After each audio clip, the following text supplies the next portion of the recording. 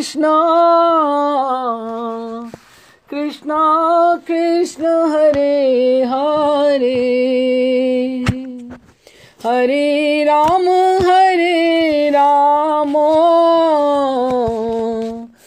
राम राम हरे हरे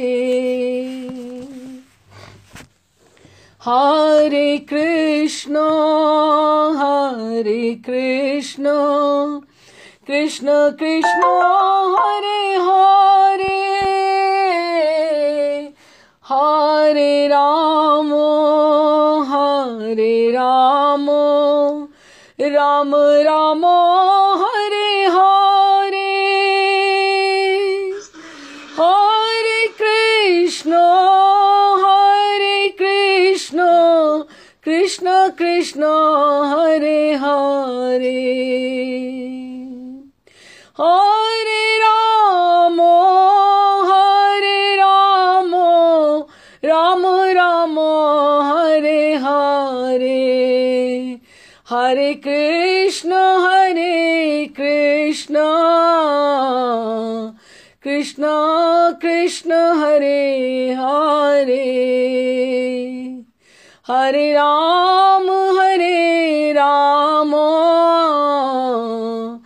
राम राम हरे हरे।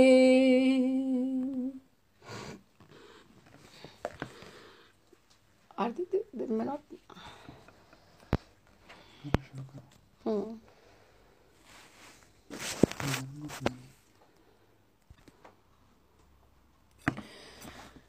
राधे श्याम जी। श्री कृष्ण चैतन्य प्रभु नित्यानंद श्री अद्वैत गदाधर शिवासादि गौर भक्तवृंद रूप सनातन भट्ट रघुनाथ श्री जीव गोपाल भट्ट दास रघुनाथ एही छय गोसाई कौरी चरण वंदन यहाँ हैते विघ्नाशे अभीष्ट पुराण अभीष्ट पुराण अभीष्ट पुराण।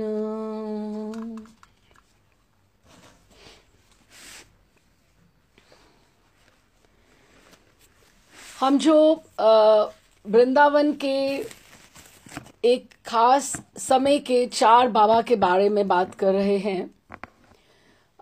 सबसे पहले हमने श्री जय कृष्ण दास बाबा विमला कुंड कामेवन की बात करी और उसके बाद हमने कृष्णदास बाबा जो मानसी गंगा पे रहे उनकी बात की चक्रेश्वर पे, और इसके पश्चात पिछले सप्ताह हमने कृष्णदास बाबा रनवाड़ी वाले उनकी बात करी।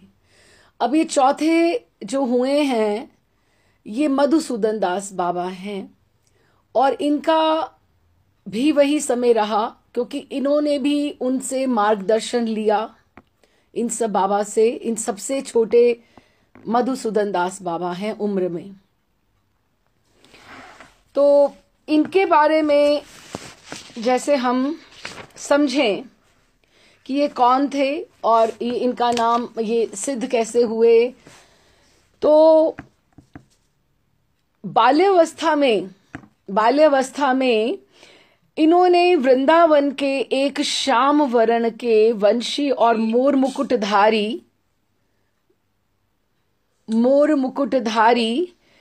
बालक के विषय में सुना था कि कृष्ण के प्रति, ठाकुर जी के प्रति इनको एक स्वाभाविक अनुराग था।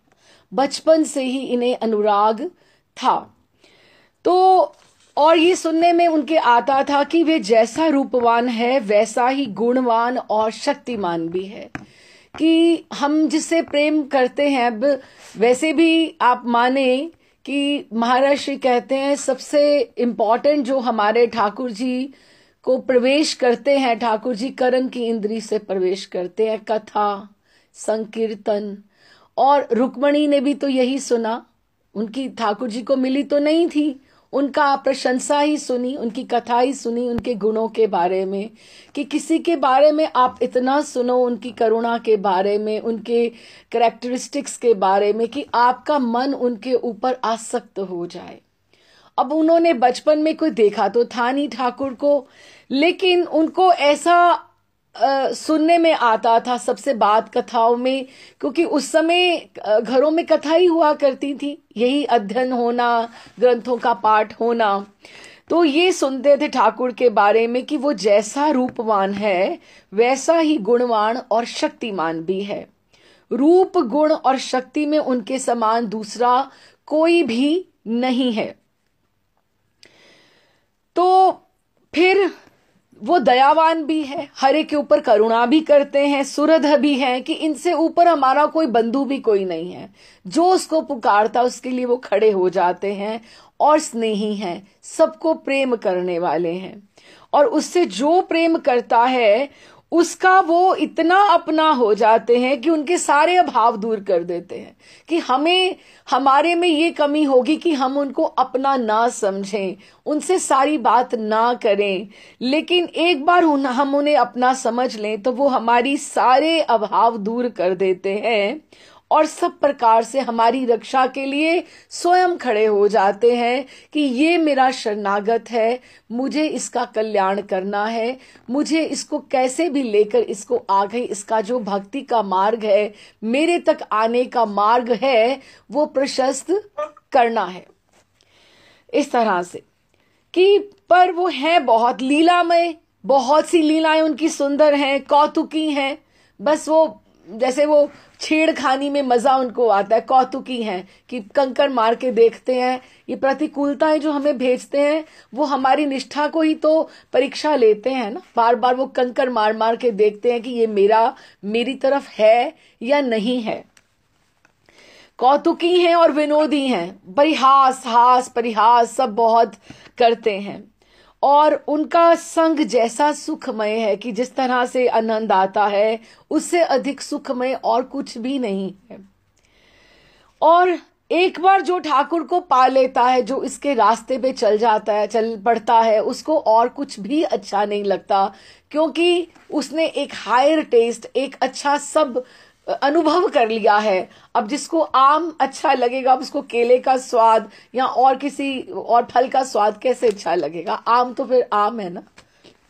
उस तरह से वे सब समय उनके बारे में सोचता, और उसके ध्यान में ही खोया खोया सा रहता बचपन से ही।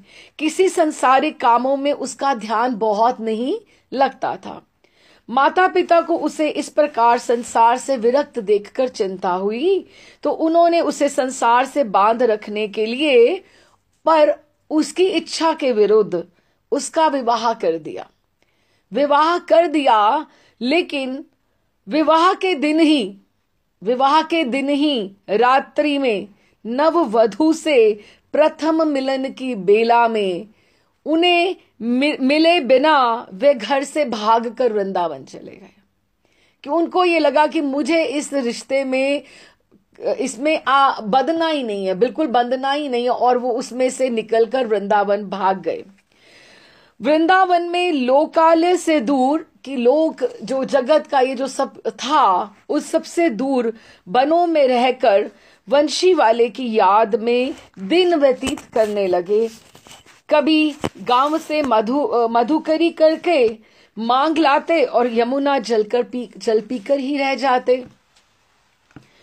उसने सुना था कि बिना गुरु दीक्षा के भगवत प्राप्ति नहीं होती है। एक दिन वह केशी तीर्थ पर, आप कभी सोचना, आप केशी तीर्थ का नाम बहुत बार आता है। केशी घाट जो है ना, ये बहुत बार आता है, सारे घाटों में से केशी घाट का ही नाम आता है। जयदेव जी आए, उन्होंने वहां वास किया। और केशी घाट कौन सा है आपको पता है? सीधा राधा रमन जी की गली के उधर से बाहर निकलता है, उसको केशी घाट बोलते हैं। कहते हैं एक बार भगवान शिव वहां से गौरी मैया के साथ जा रहे थे, तो केशी तीर्थ पर उन्होंने आगे आके इधर प्रणाम किया। तो उन्होंने कहा, गौरी मैया ने उनसे पूछा कि आप किसको प्रणाम कर रहे हो? कहते यहाँ 10,000 साल पहले एक भक्त हुए थे, तो उनको प्रणाम कर रहा हूं कि इतने बड़े वो भक्त हुए हैं। तो और फिर उन्होंने आगे थोड़ा सा और गए, कुछ कदम, फिर उन्होंने प्रणाम किया केशी घाट पे। कहते अब किसको प्रणाम किया?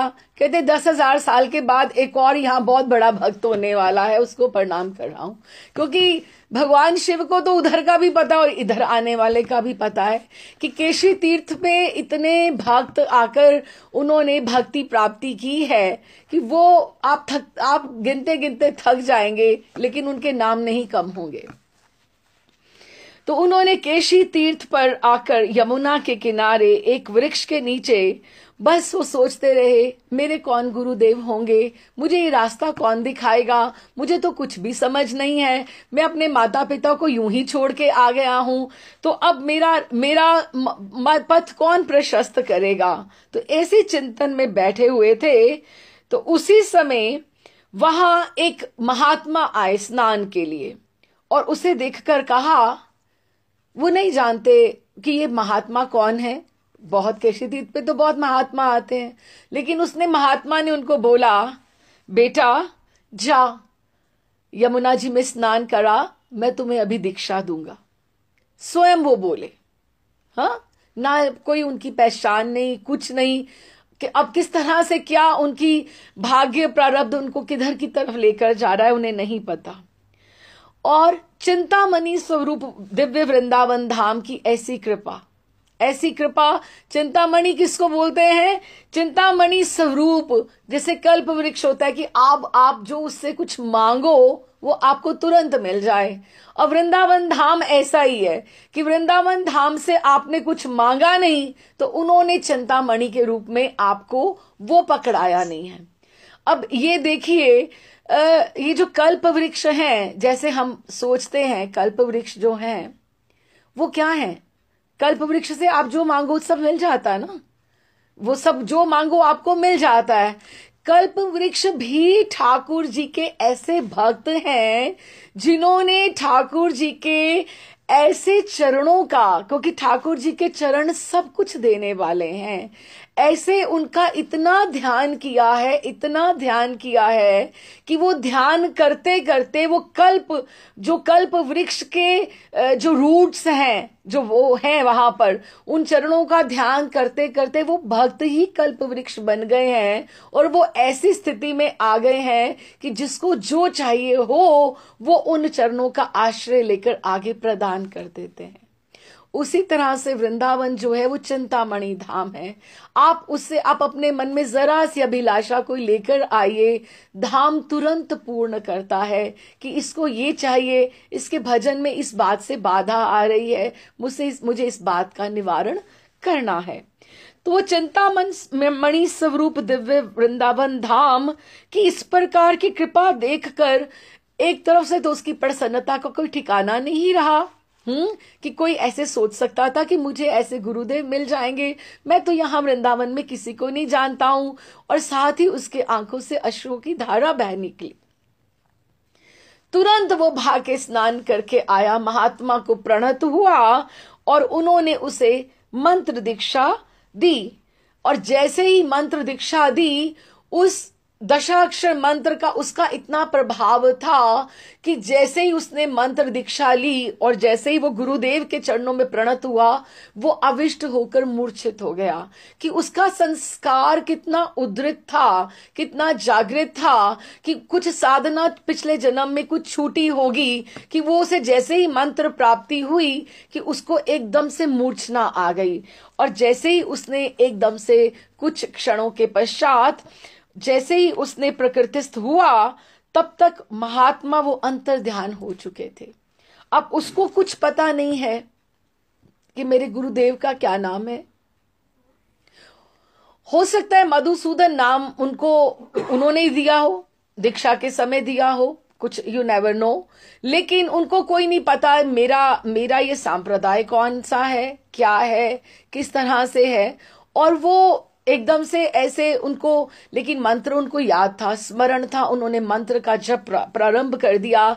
लेकिन जो एक इंटरेक्शन होती गुरुदेव के साथ कि गुरु निर्देश करे, गुरु आगे बताए मुझे क्या करना है, किस तरह से भजन को अपनी प्रगति करनी है, वो उस तरह से संबंध नहीं हो पाया उनसे।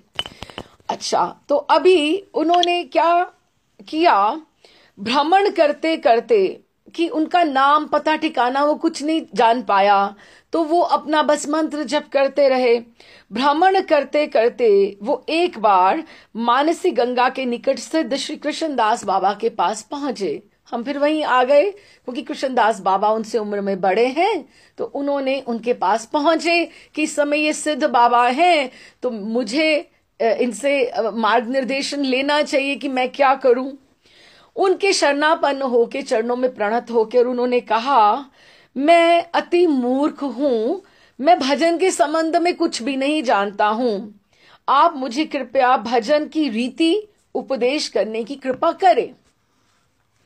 सिद्ध बाबा उनके तेज और भक्ति भाव से प्रभावित तो हुए कि इतना तेजस्वी बालक और इतनी छोटी उम्र का और ऐसे आया है नवयुवक। प्रभावित होकर उनका परिचय पूछा, तो उन्होंने अपने घर त्याग से लेकर दीक्षा तक सारी घटनाओं का वर्णन किया। तब सिद्ध बाबा ने कहा, देखो हमारा राग मार्ग का भजन संबंध अनुगा है। अब आप इस बात को समझना, राग मार्ग है हमारा। राग, राग किसको बोलते हैं? राग प्रेम को बोलते हैं। आप जब हम राग गाते हैं, कोई राग गाते हैं प्रेम से, आप चाहे आप उसको सारी रात एक ही राग को अलापते रहो, कहते हैं ना अब ये अपना राग अलापना बंद करो, means too much of anything. तो प्रेम जो होता है ना, वो एक पूरे फ्लो में बात होती है। तो वो राग मार्ग, और वो राग मार्ग कौन सा है? प्रिया जी का राग ठाकुर जी के प्रति, और उसका प्रिया जी का अनुगत्य जो रागा अनुगा भक्ति है, वो हमारा गौड़ीय पद्धति है, जो हमें रूप गोस्वामी पाद ने, सबसे बड़ी रूप मंजरी ने हमें बताया है।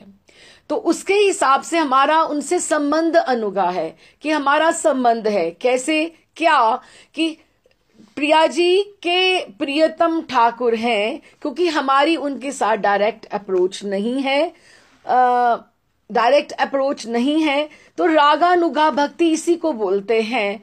क्यों? क्योंकि हम ठाकुर जी को योग्यता नहीं है हमें अप्रोच करने के लिए, तो इसीलिए हम स्वामिनी के अनुगत्य में, अपने आचार्यों मंजरियों के अनुगत्य में हम उनको अप्रोच कर सकते हैं। जो दासी भाव है उसको संबंध अनुगा करते हैं कि हम इस तरह से उनका हमारा संबंध है। अब संबंध जो होता है कि आपके गुरु परिवार की क्या क्या संबंध है, आप अलग अलग गुरु परिवार की अलग अलग से रहता है ना, तो उन्होंने कहा वो तो निर्णय होता है गुरु परिवार से। इष्ट से तुम्हारा संबंध तुम्हारे गुरु परिवार और उसके संबंध के अनुरूप होगा, और उसी संबंध के अनुरूप तुम्हारा भजन होगा। फिर वही बात आ गई जो छोटे बाबा को कामेवन के जय कृष्णदास बाबा ने कहा था, मुझे तुम्हारी गुरु प्रणाली नहीं पता, तुम जाकर लेकर आओ। बात वहीं आ गई ना। अभी आप देखिए ये बातें कितनी जरूरी हैं, एक गुरु से इंटरेक्शन होना, गुरु से रीति नीति आपको उपदेश लेना कितना, क्योंकि एक वो आचार्य हैं, वो हमें आगे दिशा निर्देश करेंगे। तो उन्होंने उनको बोला कि तुम्हारे गुरु परिवार का हमें पता नहीं है, और तुम हमें अपना मंत्र बता नहीं सकते हो, ना हम आपको पूछ सकते हैं, हमें वो अधिकार नहीं है। इसलिए रागानुगा भजन में, जो मेरा रागानुगा भजन है, उसमें तुम्हारा अधिकार है या नहीं है, मुझे नहीं इस बात का पता है, और तुम्हें मैं दूसरी दीक्षा दे नहीं सकता हूं। क्यों? क्योंकि तुमने इसी सांप्रदाय में मंत्र के अर्थ सहित एक दीक्षा ले ली है, इसलिए मेरा तुम्हारे गुरु के प्रति अपराध होगा अगर हम आपको दूसरी दीक्षा के बारे में सोचते। ठीक है। अब सिद्ध बाबा की बात सुनकर उनको तो एकदम से ये लगा कि अब मैं उन महात्मा को कहां से ढूंढूंगा, ना मुझे उनका नाम पता, ना ठिकाना पता।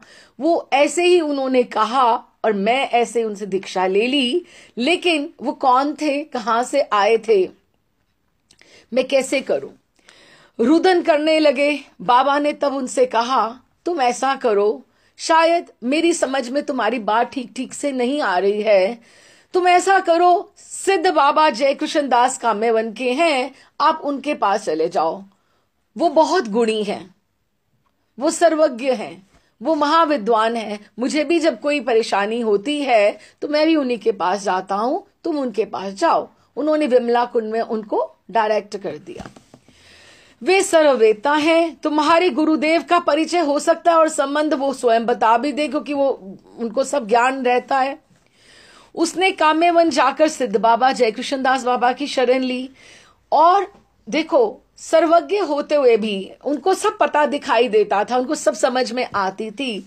सर्वज्ञ होते हुए भी सिद्ध बाबा ने, उनको ये लगा कि मुझसे कुछ कोई अपराध नहीं हो जाए, और उनके भात से कहा कि भैया, तुम्हारे गुरु के संबंध में मेरे लिए कुछ अनुमान करना कठिन है। उन्होंने बहुत कोशिश नहीं की उस तरह से, उनको लगा कि नहीं, मुझे इसमें इतना इंटरफेयर नहीं करना चाहिए। तुम्हारा दीक्षा लंघन करना भी ठीक नहीं है कि मैं तुम्हें दीक्षा दे दूं और उनका नहीं पता करें हम, वो भी ठीक नहीं है। अतएव तुम रागानुगा भजन के तो अधिकारी हो नहीं।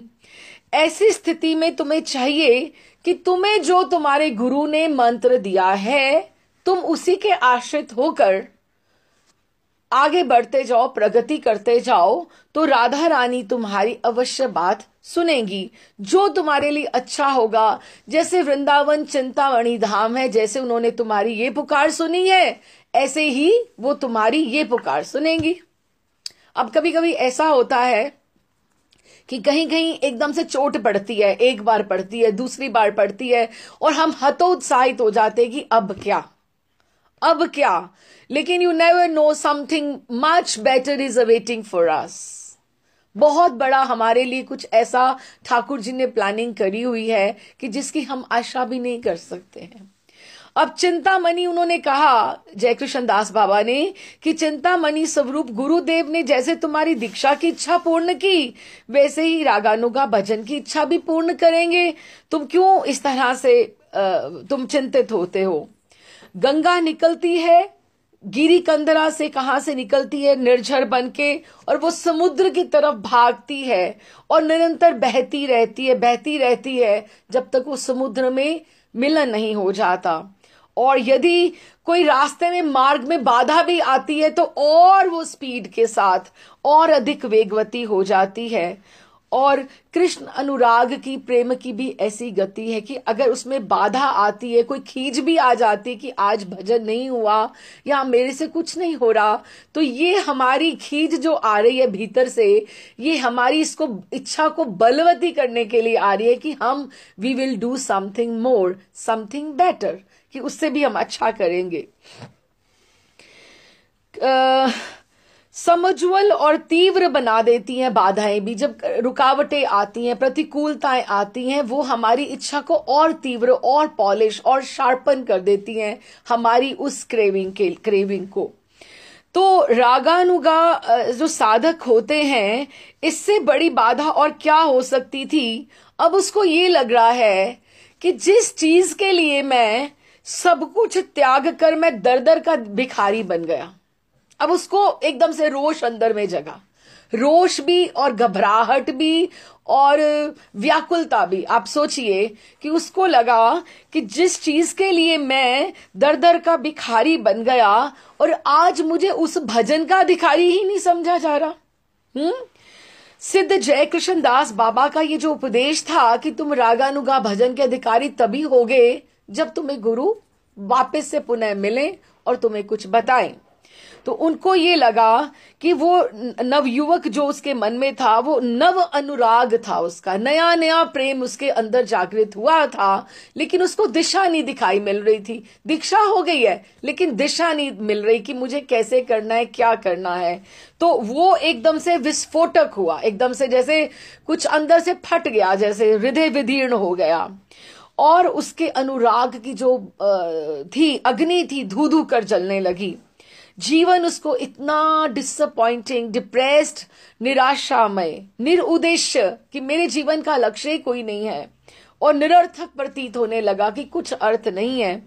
ऐसे जीवन को लेकर वो क्या करे? वो क्या करे? तो अब उसने क्या सोचा, आधी रात्रि के समय राधा कुंड पे वो गए और उसके तीर पर उसके निस्तब्ध वातावरण में, रात्रि में एकदम से निस्तब्ध वातावरण में राधा कुंड पे तीर पर उसने एक भारी गिरिराज की शिला ली और शिला को चारों ओर से लपेटा और उसमें साथ एक मोटी रस्सी बांधी और उसने सोचा कि मैं अपने गले में ये बांध कर मैं राधा कुंड में गिरकर प्राण दे दूंगा तो राधा रानी मुझे अपना लेंगी। वो ये सोच रहा है। उसके मुख कमल पर एक छाई है ऐसे दुख और विषाद की गहरी कालिमा कि वो इतना परेशान है कि उसको कोई सहारा देने वाला नहीं है, कोई भी नहीं है वृंदावन में। उसको यूं लग रहा है कि जिसके लिए मैंने अपनी जीवन दाव पे लगा लिया वो भी मेरा नहीं है, जिसके लिए मैं सब कुछ बिल्कुल आया। तो एकदम से अश्रुओं का अजस्र प्रवाह नेत्रों से उसके बह रहा है और भाव और मुद्रा उसकी ऐसी थी कि उसने बस सोच रखा था कि मैं बस राधा कुंड में अभी गहरे जल में कूदकर अपना मैं प्राण दे दूंगा, विसर्जन कर दूंगा। ऐसा हृदय में उसके दुख बैठ गया था। अब आप ये सोचिए कि वे बंगाल देश के, वो वापस भी अपने घर जा सकता है, बंगाल देश के वो एक कुलीन ब्राह्मण परिवार में उत्पन्न माता पिता का लाडला पुत्र था, जो विवाह की रात्रि में ही माता पिता पत्नी संसार और उसके सभी लोभनीय विषय आसक्तियों को, संपत्ति को एकदम तिनके की तरह सब छोड़कर आ गया था।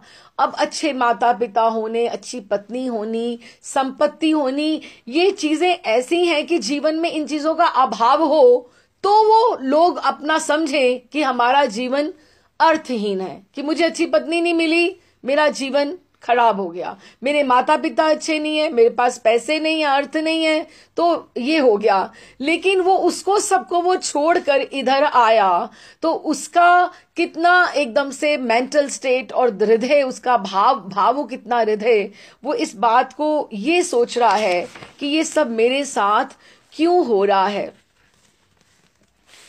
तो उसने गिरिराज जी की शिला को गिरधारी समझकर कि ये भी तो गिरधारी है ना, गिरिधारी हैं, उसने शिला को गले से बांधा और राधा कुंड में वो कूद गया बिल्कुल, वो डूब गए। राधा कुंड के अतल तल में जो नीचे का वो जो तल है उसमें वो अनकॉन्शियस, मतलब संज्ञाहीन, वो कितनी देर अवस्था में पड़े रहे उनको ज्ञान नहीं। लेकिन जब उनको होश आई तो वो तट के ऊपर थे राधा कुंड के, और किसी ने उसके गले की रस्सी वो शिला के साथ वो खोल दी थी और साथ ही वो शिला भी पड़ी थी और वो भी था और वो रस्सी भी खुली हुई है और हाथ में उसके एक तालपत्र था। तालपत्र क्या, वो एक जैसे तालपत्र में कामेवान के छोटे बाबा को उन्होंने तालपत्र पे, क्योंकि तालपत्ते के ऊपर लिखा जाता था उन दिनों में, है ना, तो उन्होंने तालपत्र उनके एक हाथ में था। और जब उन्होंने देखा कि तालपत्र पे तो कुछ लिखा हुआ है, ओहो, ये तो मेरी गुरु प्रणाली है, ये तो मेरी गुरु प्रणाली है।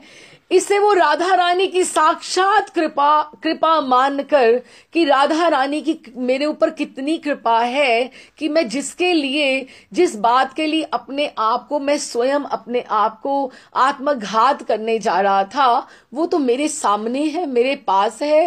राधा रानी को मेरी खबर है, कम से कम उसको ये लगा कि मेरे ऊपर किसी की दृष्टि तो है, मेरा कोई वृंदावन में तो है, मैं जिसके लिए सब कुछ छोड़ छाड़ के आया, कम से कम वो तो मेरी खबर रख रहा है ना कि मैं उसके लिए मर रहा हूं। मैं कोई अंधेरे में तीर नहीं चला रहा हूं कि मैं कहीं भी पड़ा हूं और किसी को मेरी कोई खबर ही नहीं है।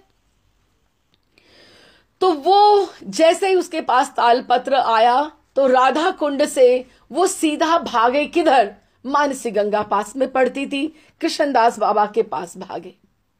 भागे और सारा वृतांत कह सुनाया कि मैं तो राधा कुंड में कूद गया था। तो आप ये देखिए कि ये मेरे हाथ में लगा और मुझे किसने निकाल कर बाहर, मेरे पास उस समय कोई भी नहीं था जब मैं बाहर था, और ये तालपत्र मेरे हाथ में था और दिखलाया। कृष्णदास बाबा ने तालपत्र जब देखा तो एकदम से उन्होंने कहा, तुम्हारे ऊपर सीधे सीधे साक्षात श्री राधा रानी की कृपा है। फिर भी देखो, ये होता है भक्तों की विनम्रता, आचार्यों की विनम्रता। फिर भी उन्होंने उनको जय कृष्णदास बाबा के पास भेजा। आप विमला कुंड जाइए, काम्यवन जय कृष्णदास बाबा के पास जाइए। और फिर वो तुरंत उनका आशीर्वाद लेने गए कि आप मुझे निर्देश कीजिए। उन्होंने सारा वृतांत सुना। ये डॉक्टर्स हैं, हमारे जो आचार्य हैं ना, ये हमारे डॉक्टर्स हैं जो हमें बता सकते हैं कि हमें क्या रोग है, कहाँ पीड़ा है, उसका निवारण करने वाले हैं।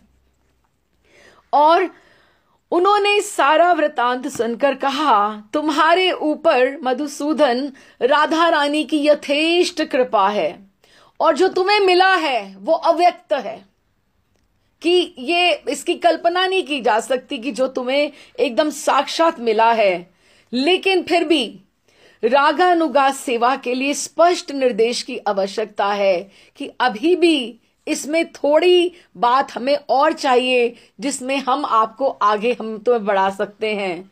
लेकिन फिर भी अब देखो, फिर उन्होंने ना करी। पहले भी उन्होंने ना करी थी। आपको जब ना होती है तो आप एकदम से सोचते हो ना, ये क्या हो गया मेरे साथ।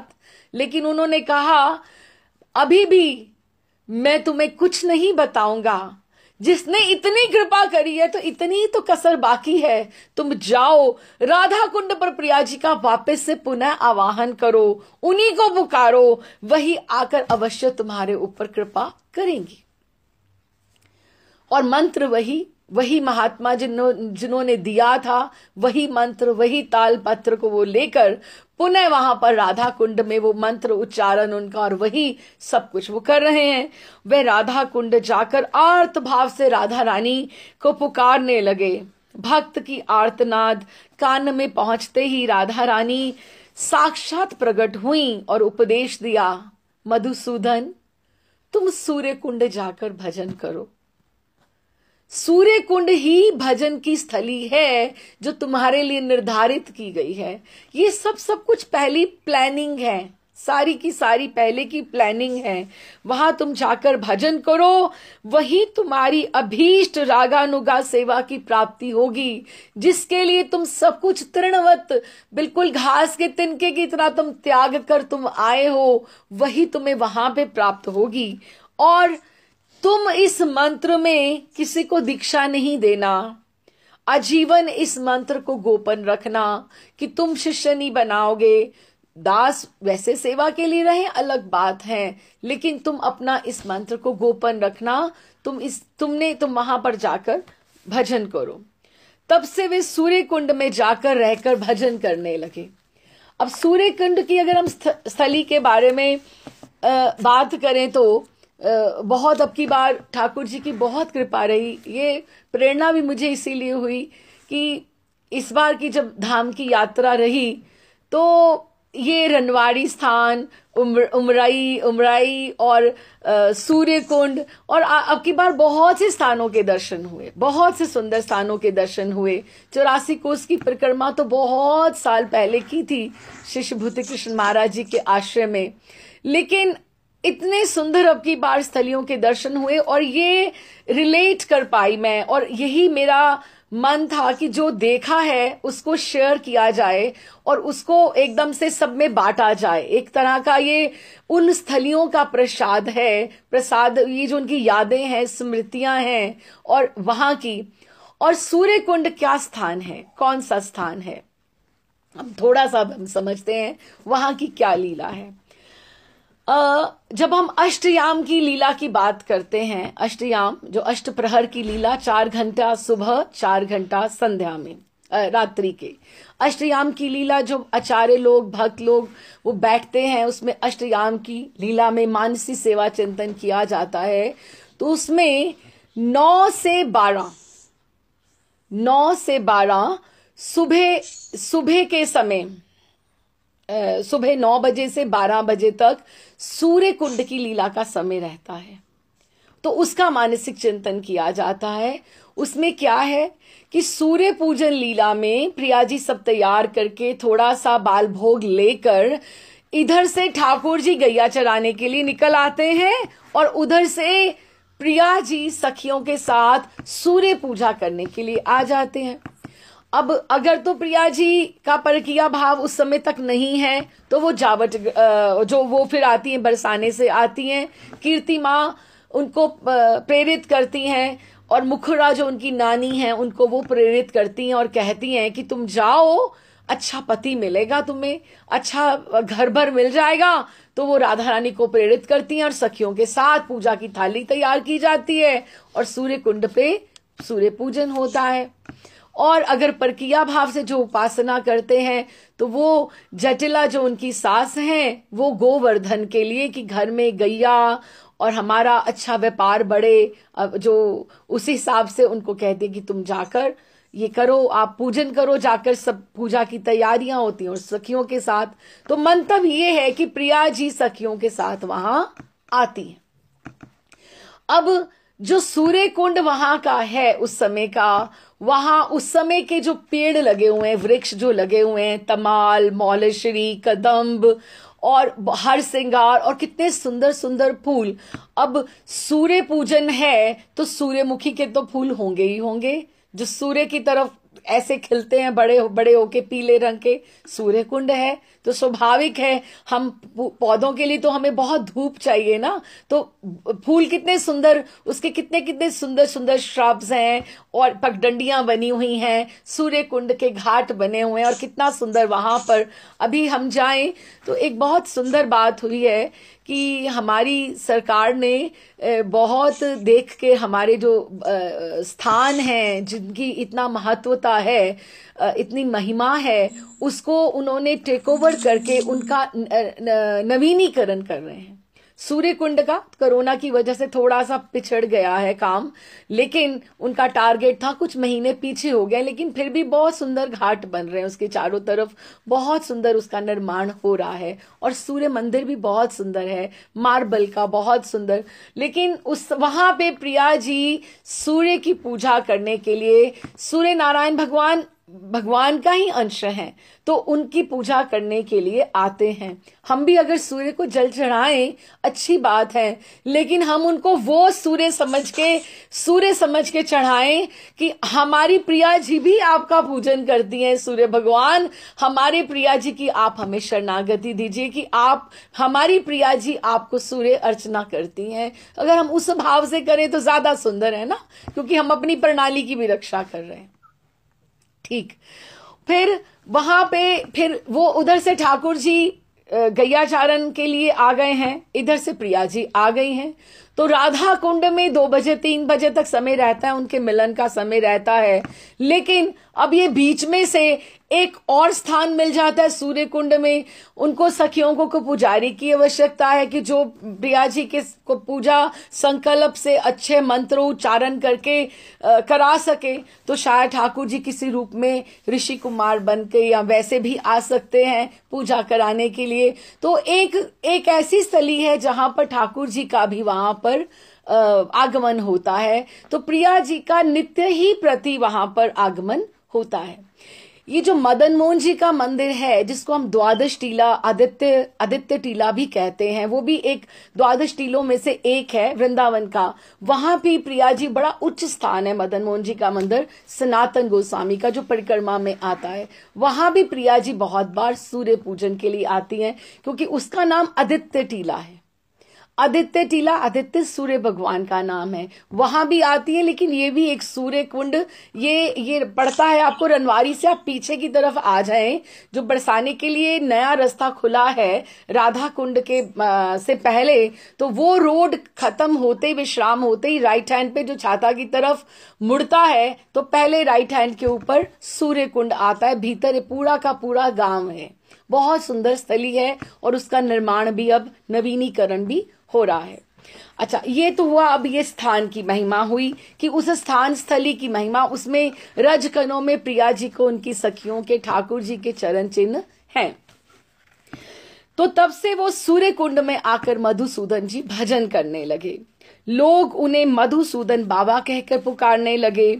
मधुसूदन नाम उनके शायद गुरु ने ही दिया होगा। तो एक दिन प्रिया जी को उन्होंने, उनके मन में एकदम से आया कि मेरे पास प्रिया जी का, ठाकुर जी का कोई विग्रह नहीं है, मेरे पास कुछ भी नहीं है ऐसा, जो कोई तो मन में होता है कि मेरे पास कुछ हो जिसकी मैं सेवा अर्चा कर पाऊं इस तरह से। लेकिन वो सूर्य कुंड की रूप से कि सूर्य कुंड स्थली में मैं भजन कर रहा हूं, वो उस हिसाब से क्या किया करते थे, रोज सुबह 8, 8:30, 9 बजे वो अपनी थाली तैयार करके सूर्य पूजा के लिए अर्चना करके एकदम से बैठ जाते थे भजन के लिए कि मेरी प्रिया जी सखियों के साथ आती होंगी, अभी वो आएंगी और अभी वो सूर्य अर्चना करेंगी, तो मैं भी उनकी, यही स्थलियों की वाइब्रेशंस होती हैं, महिमा होती हैं। और जिस समय की लीला उस समय वहां हुई है, तो उस समय की उसकी इंपॉर्टेंस है, महत्वता है। तो वो वहां पर थाली रोज सजाकर बैठते थे कि आज मेरी प्रिया जी आएंगी, और उनका मन में हुआ था कि मेरे पास तो कोई विग्रह नहीं है, तो फिर क्या करें। उसी समय उनको प्रेरणा हुई, उनको जैसे एक आदेश हुआ, इंगित हुआ उनको, मधुसूदन बाबा को, कि तुम जिस घाट पर स्नान करते हो मधुसूदन, उसके निकट जब तुम कंठ तक चले जाओगे, कंठ तक जब तुम चले जाओगे, उस पर, उसके कंठ तक जल में जाने के बाद एक शिला है, उसमें एक शिला है, वो उस पर मैंने और मेरी सखियों ने, हमने स्नान करते हुए अपने आभूषणों को वहां पे रखा था, क्योंकि प्रिया जी के, उनकी सखियों के जो आभूषण हैं वो चिन्हमय हैं, वो चिन्हमय हैं। अब प्रिया जी के चरणों का जिस भक्त ने ध्यान किया है, जिस सखी ने इतना ध्यान किया है, वो ध्यान करते करते प्रिया जी के नूपुर ही बन गई है। तो इस तरह से वो चिन्हमय हैं, वो बात करते हैं, है ना, वो रूठते हैं, मनते हैं, वो अपने आप उनको हर कार्य में सहयोग देते हैं। तो उन्होंने उन्हें कहा कि आप, हमने वहां शिला के ऊपर रख दिया था, तो एक शिला के ऊपर मेरी चंद्रिका रखी गई थी, और चंद्रिका के स्पर्श से शिला जो थी वो द्रवीभूत होगी हुई है, उसके ऊपर आकार बन गया हुआ है मेरी चंद्रिका का। तुम ऐसा करो, उस शिला को तुम नीचे कंठ तक जाओ और उस शिला को ले आओ, वही विग्रह है तुम्हारे लिए, तुम उसकी पूजा किया करो। तो मधुसूदन बाबा कुंड के जल में प्रवेश की और उस शिला को निकालने लगे, तो वह 2-2.5 मन की शिला लगती थी, जो फूल के समान प्रतीत हुई। उन्होंने सहज ही उसे उठाकर कुंड के तट पर रख दिया। ये शिला आज भी वहां विद्यमान है और उनकी समाधि के पीछे ही प्रतिष्ठित है, जिसका हम दर्शन कर सकते हैं। मैं आपको उसकी इमेज भी भेजूंगी। तो वो उन्होंने वहां पर रख दिया, आज भी लोग उसका दर्शन करते हैं। उसी घटना के बाद उस सिद्ध मधुसूदन दास बाबा कहलाने लगे। तो मधुसूदन दास बाबा, उनको जैसा उपदेश था, शिष्य कोई करना नहीं, दास हो सकते हैं। और सूर्य कुंड में तुम जाकर भजन करो, इसका मतलब वो उसी समय की लीलाओं में उनका आवेश रहता था, वहीं भजन करते थे।